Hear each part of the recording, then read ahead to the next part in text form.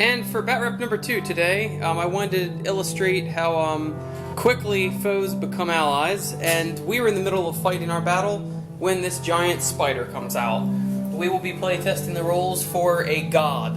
So it's higher than a hero/monster.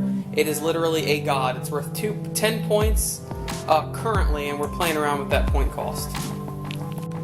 Alright, the giant arachnid activates at the beginning and the end of each turn. So he'll get 2 activations, or she.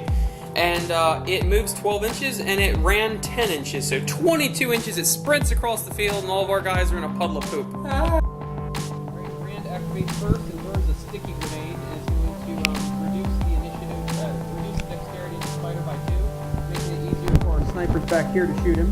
And we successfully did that. So now his dexterity, instead of a 8, is a 6. Malatek, Matt's support character, runs up and does -2 what, fighting skill? Yes. And he successfully casts that power. So it's -2 fighting skill, -2 dexterity now. We're setting up the attack. Dufresne takes aim and takes a shot at him. The spider saved it. Morm takes aim at the spider, and the spider saves it. McIntyre, sitting next to my guy Morm, takes aim and misses. Zarda takes charge. She moves over to the side and fires her 3 shots at the spider, and they either miss or are saved. What's his name? Kraos. What? Kraos. Kraos charges in after the spider. His defensive aura the tech priest gave him did a, what was it? It didn't do it, he saved it. Oh yeah, he saved it, okay. And then he attacked. He did 1 wound to the spider unsaved and did -2 dexterity, which all of our snipers back here are cheering about. And then he hit 3 times back at Kraos, and Kraos saved both of them. So they are... he also have to push the spider back 2 inches. NX is trying to be a hero. He sprints over this hill, around this rock, charges the spider. The spider saves all of the wounds, and the spider impales him with this right leg right here and kills NX completely. If you hear screeching in the background, it's my child. The spider attacks Kraos and does 2 wounds to him, a leg wound, arm wound, and a torso wound. Kraos does nothing back to him. At the top of turn 2, the spider activates and kills Kraos with no repercussions whatsoever. Zarda activates next, and she shoots it and does 2 wounds to it, which is pretty nasty with her shotgun. It is down to 8 wounds now. Malatek activates, and he attempts to put the defensive aura on Zarda, and he rolls a natural 10, so he took a wound. And then he debuffs the spider's fighting skill once again.